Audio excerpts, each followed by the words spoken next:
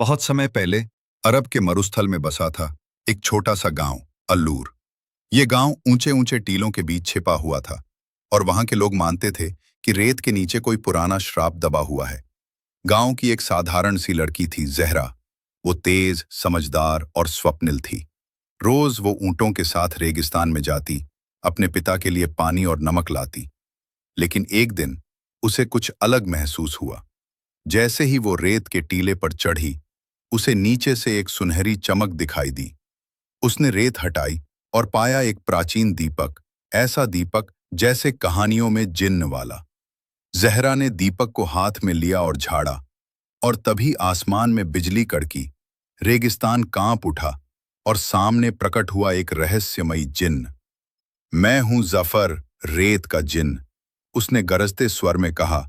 जिसने मुझे जगाया उसे 3 रहस्यमयी वरदान मिलते हैं, लेकिन हर वरदान की एक कीमत है, तुम्हारे मन की एक सच्चाई। जहरा डर गई, पर जिज्ञासु भी थी। पहला वरदान उसने मांगा, मैं चाहती हूं कि हमारा गांव कभी प्यासा ना रहे। जिन्न ने अपना हाथ उठाया और गांव के बीचों बीच एक नीला झरना फूट पड़ा। पर उसी रात जहरा की यादों में से उसकी मां की छवि मिट गई। वो कीमत चुकाई गई। दूसरे वरदान में उसने मांगा, हमारे गांव को कोई लुटेरा या तूफान छू भी न सके। जिन्न मुस्कराया और चारों तरफ अदृश्य रक्षात्मक दीवारें खड़ी हो गईं। लेकिन उसी क्षण जहरा अपने पिता की आवाज भूल गई। एक और कीमत।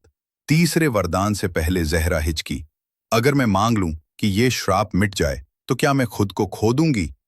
जिन्न बोला, नहीं, लेकिन तुम्हें वो पाना होगा जो रेत से भी पुराना है, आत्मत्याग। जहरा ने तीसरा वरदान नहीं मांगा, बल्कि उसने जिन्न से कहा, मैं तुम्हें आजाद करती हूं जफर।